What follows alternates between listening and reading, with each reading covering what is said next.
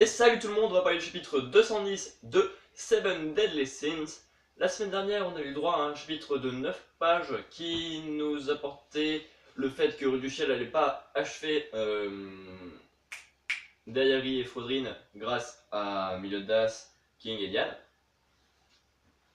Et cette semaine, on a l'apparition des deux derniers méchants de cet arc du passé.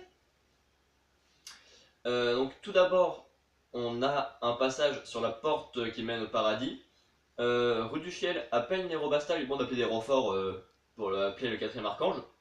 Parce que même si lui a dit qu'il arrêterait d'arrêter de tuer les 10 commandements, il veut quand même appeler le dernier archange qui s'appelle Maël, afin tu vois, de faire deux archanges contre deux archanges, et pouvoir battre les démons quand même, je suppose que c'est pour ça qu'il l'appelle. Et du coup, Nerobasta, comme elle a vu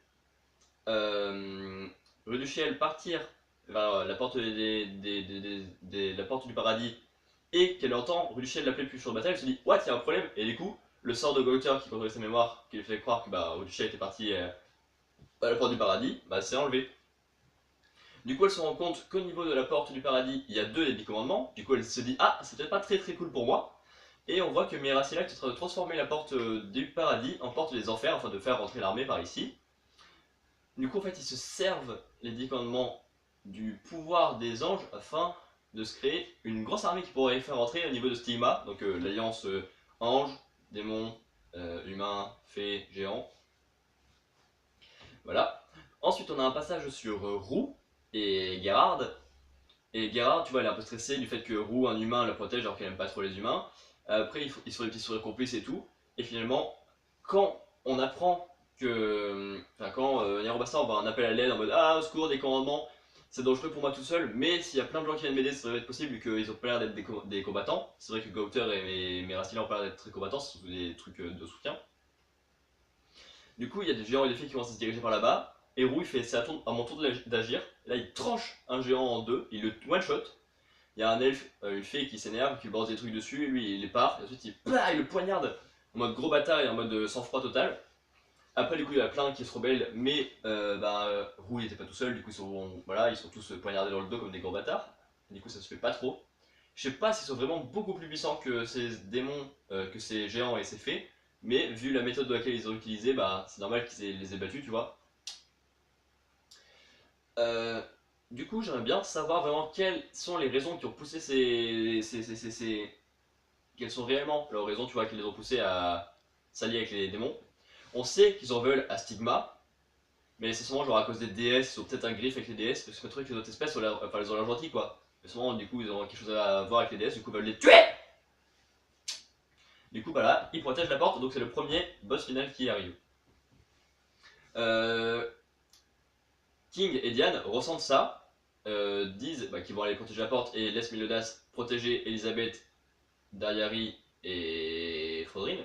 Non, je peux pas dire Fodrine, j'ai dit Fodrine tout à l'heure aussi, je crois. Et mon split.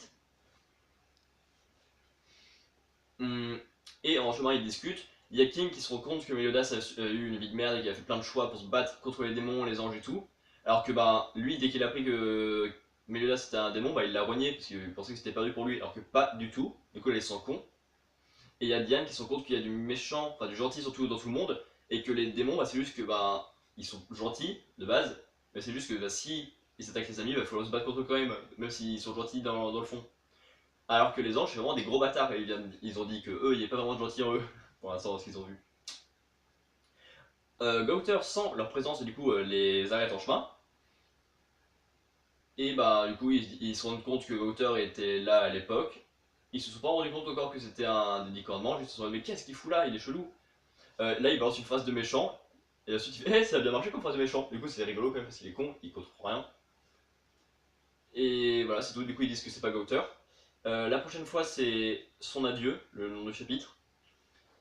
Du coup, c'est sûrement peut-être Gauter, son dernier truc en tant que vrai Gauter des 10 commandements. Peut-être que genre là, il s'est dit oh tiens, ils ont l'air forts, ils pourraient peut-être, genre, je sais pas. Donc, sûrement que la prochaine fois, il y aura le passage Gauter, Gloxina de l'or, mais je pense qu'ils vont se battre. Je pense que Gauter va leur laisser le flambeau en perdant ses mémoires ou je sais pas comment. Et eux, ils vont lui dire d'aller rejoindre Meliodas. Ouais, je pense que c'est ça qui va se passer. Genre, Gauter va tout leur apporter leur aide maximum à Dolor et Glossinia. Gauter va, quant à lui, perdre ses mémoires en faisant ça. Ils vont lui dire d'aller rejoindre genre par là dans la forêt. Il va trouver son Meliodas qui va l'emmener avec lui dans les Seven Deadly Sins. Et pendant ce temps-là, après, bah, eux, Dolor et Glossinia vont aller affronter Roux. Puis ils vont aller retrouver les Nico au niveau de la porte. Ils vont faire ouais, on va vous protéger et tout. Ils vont commencer à perdre. Ils vont faire bon, pour les protéger, genre vous laissez tout le monde tranquille, mais nous on vient avec vous. Ça va sûrement se passer comme ça, quelque chose comme ça.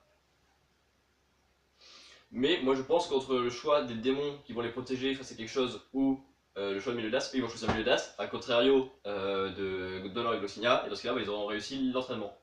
Voilà, donc mettez des théories sur comment va se passer la fin de cet arc qui approche à grands pas et qui est quand même vachement intéressant. Laissez un pouce bleu si cette vidéo vous a plu, abonnez-vous si vous voulez en voir d'autres. C'est tout pour moi.